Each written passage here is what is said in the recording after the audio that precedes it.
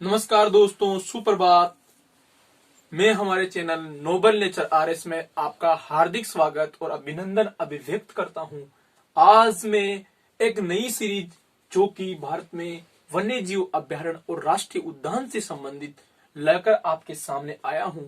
राष्ट्रीय उद्यान और वन्य जीव अभ्यारण्यों में से लगभग एक प्रश्न प्रत्येक कंपटीशन एग्जाम में पूछा जाता है। इसके अलावा हमारे पर्यावरण को संरक्षण और हमारे ऐतिहासिक और सांस्कृतिक विरासतों के संरक्षण के लिए भारत में कुछ राष्ट्रीय उद्यान और वन्य जीव अभ्यारण्य घोषित किए गए हैं, जिनकी सुरक्षा और जिनके जिन नियम कानून कायदे हैं उनकी रक्षा करना हमारा परम कर्तव्य है। आज मैं हमारी पर्यावरण से संबंधित, ऐतिहासिक संस्कृतियों से संबंधित भारत में प्रमुख वन्य जीव अभ्यारण्य, राष्ट्रीय उद्यान और टाइगर रिजर्व से संबंधित एक सीरीज स्टार्ट की है। इसमें मैं सिर्फ आपको पहले मुख्य राष्ट्रीय उद्यानों के बारे में बताऊंगा। उसके बाद में एक वीडियो लेकर आऊंगा जिसमें संपूर्ण भारत में कौन सा राष्ट्रीय उद्यान किस राज्य में स्थित है एक साथ आपके सामने ला दिए जाएंगे, जिसमें आपको ये पता चल जाएगा कि कौन सा राष्ट्रीय उद्यान किस राज्य में है। अभी मैं सिर्फ कुछ इंपोर्टेंट राष्ट्रीय उद्यानों पर चर्चा करने जा रहा हूं, जो इस प्रकार है। दोस्तों, सबसे पहले मैं आपको एक बात बताऊं, राष्ट्रीय उद्यान और वन्य जीव अभ्यारण्य में क्या अंतर होता है। राष्ट्रीय उद्यान वह क्षेत्र होता है जो कि केंद्र सरकार के द्वारा या भारत के पर्यावरण मंत्रालय के द्वारा वह क्षेत्र घोषित किया जाता है जो किसी भारत की संस्कृति या ऐतिहासिक आधार पर या विरासत के आधार पर उसको संरक्षण किया जाना अति महत्वपूर्ण है। जैसे कि अगर आपकी बात बताऊं तो कंचनजंगा नेशनल पार्क, जहां पे हाईएस्ट बायोडायवर्सिटी मिलती है, क्योंकि भारत में दो ऐसे क्षेत्र हैं जहां पर विश्व उष्ण मतलब अंतरराष्ट्रीय स्तर पर जिनको संरक्षण दिया गया है, जिनका संरक्षण करने के लिए भारत में दो ऐसे क्षेत्र है, पश्चिमी घाट और पूर्वी हिमालय, जहां पर हाई डाइवर्सिटी मिलती है, उनका संरक्षण किया जाता है। इसी के तहत सबसे पहले मैं आपको नेशनल पार्क जो कि महत्वपूर्ण है, जो कि काजीरंगा नेशनल पार्क है। काजीरंगा नेशनल पार्क असम ब्रह्मपुत्र नदी के तट पर स्थित है। ब्रह्मपुत्र नदी काजीरंगा नेशनल पार्क को दो भागों में बांटती है और हाल ही में सरकार के द्वारा इस काजीरंगा नेशनल पार्क को दो डिवीजन में बांटने की बात कही है। एक डिवीजन का नाम बताया है सरकार ने ईस्टर्न डिवीजन और दूसरे का नाम बताया है विश्वनाथ रिजर्व क्षेत्र। इन दोनों के बीच से ब्रह्मपुत्र नदी निकलती है, जो कि चीन के तिब्बत से निकलती है सांगपो नाम से, और भारत में अरुणाचल प्रदेश में इसको दिहांग नदी के नाम से जाना जाता है, और भारत के असम में अरुणाचल में दिहांग और असम में आते ही इसका नाम ब्रह्मपुत्र नदी पड़ जाता है, और बांग्लादेश में जाते ही इसी ब्रह्मपुत्र नदी का नाम पद्मा हो जाता है। इस प्रकार मैं आपको बताऊं कि जो काजीरंगा नेशनल पार्क है, ये एक सींग वाले गेंडे के लिए प्रसिद्ध है। काजीरंगा नेशनल पार्क एक सींग वाले गेंडे के लिए प्रसिद्ध है। इसके अलावा काजीरंगा नेशनल पार्क में बहुतायत में बाघ भी पाए जाते हैं। इसीलिए 2006 में काजीरंगा नेशनल पार्क को भारत का एक टाइगर रिजर्व घोषित किया गया। टाइगर रिजर्व 1971 में जो स्टॉकहोम सम्मेलन हुआ था पर्यावरण संरक्षण के लिए, उसके तहत बाघों की सुरक्षा के लिए भारत की इंदिरा गांधी ने स्टॉकहोम सम्मेलन, जिसे हम आर्द्र भूमि सम्मेलन के नाम से भी जानते हैं, उसमें भारत की इंदिरा गांधी गई थी। और उसके बाद में 1971 में ही वन्य जीव संरक्षण कानून लाया जाता है। उसके तहत बाघों के संरक्षण को विशेष बल देते हुए कुछ टाइगर रिजर्व बनाने स्टार्ट किए। उसी के तहत 2006 में काजीरंगा नेशनल पार्क को भी सम्मिलित किया गया। काजीरंगा नेशनल पार्क एक सींग वाले गेंडे के लिए प्रसिद्ध है। इसके अलावा Kaziranga national park world heritage site में भी सम्मिलित है। दोस्तों, वर्ल्ड हेरिटेज साइट का मतलब होता है कोई भी सांस्कृतिक या ऐतिहासिक या पर्यावरणीय दृष्टि से अति महत्वपूर्ण संवेदनशील क्षेत्र हो, उसको विश्व में एक यूनेस्को संस्था काम करती है, जिसके बारे में हमने पहले पढ़ा था। यूनेस्को का मुख्यालय पेरिस में है। यूनेस्को द्वारा world heritage site Kaziranga national park को घोषित किया गया है।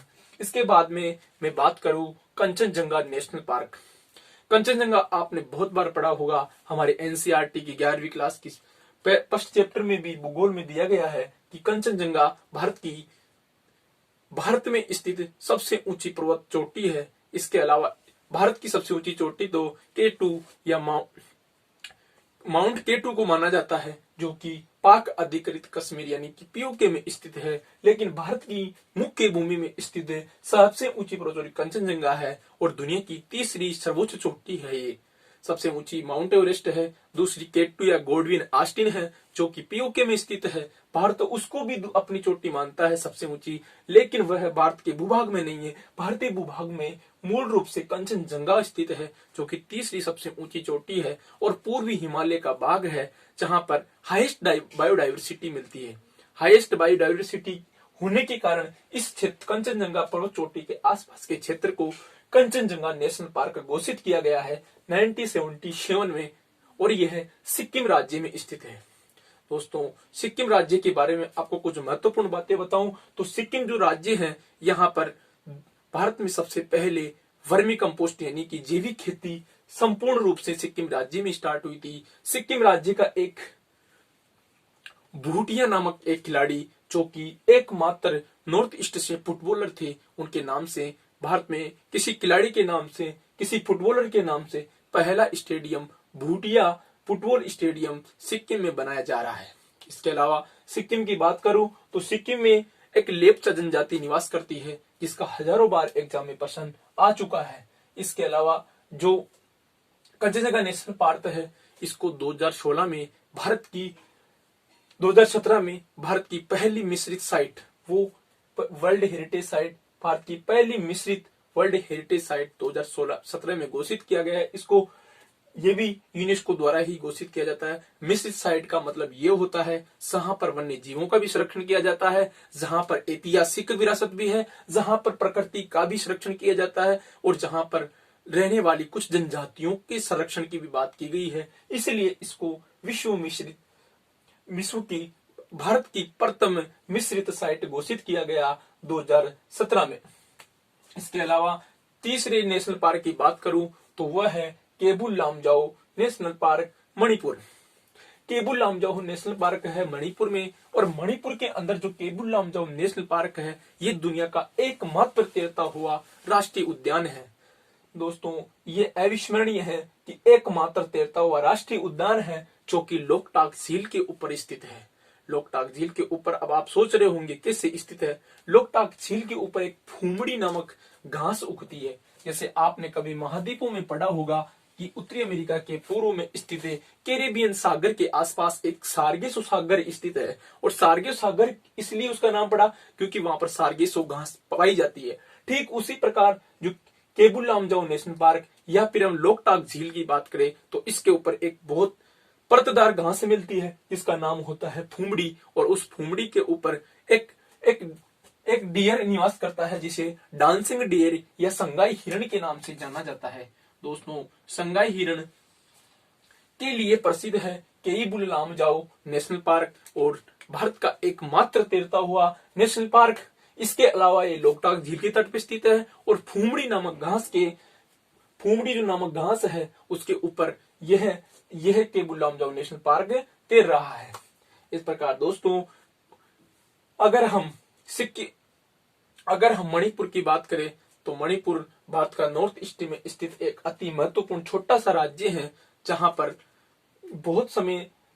बहुत डाइवर्सिटी मिलती है क्योंकि ये पूर्वी हिमालय का भाग है।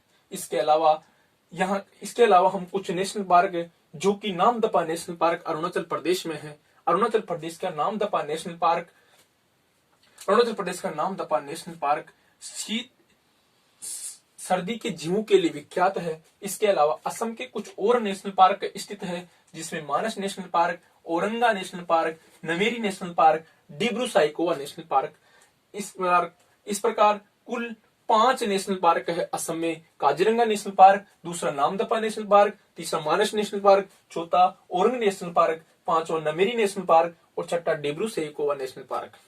दोस्तों, हाल ही में असम के बारे में कुछ और टॉपिक पे मैं बात करना चाहूं तो 2-3 दिन पहले भारत का पहला अंडर वाटर टनल बनाने की घोषणा की गई है, जिसके तहत असम और अरुणाचल प्रदेश को जोड़ा जाएगा। असम और अरुणाचल प्रदेश को जोड़ करके जो मैकमोहन रेखा 1914 में भारत और चीन के बीच खींची गई थी, जिस पर डोकलाम जैसे विवादों के कारण हाल ही में बहुत चर्चा में रही है, उस मैकमोहन रेखा तक मिलिट्री जो हमारी तैनात होती है उस मिलिट्री को साझा सामान पहुंचाने के लिए अंडर वाटर टनल यानी कि ब्रह्मपुत्र नदी के नीचे टनल बना करके लगभग 14.5 किलोमीटर लंबी होगी। यह असम और अरुणाचल को जोड़ेगी और इस टनल के द्वारा भारतीय सेना को या भारत की मिलिट्री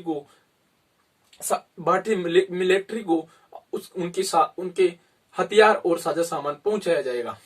इस प्रकार और बात करूं तो असम राज्य में 2016 में दुनिया का पहला और भारत का पहला माजुली द्वीप, जो कि माजुली द्वीप का मतलब ये होता है कि दुनिया का पहला नदी द्वीप घोषित किया गया और माजुली द्वीप को विश्व विरासत सूची में भी शामिल कर लिया गया है। माजुली द्वीप भारत की दुनिया में एकमात्र द्वीप है जो नदी के बीच मानव निवास योग्य बनाया गया है।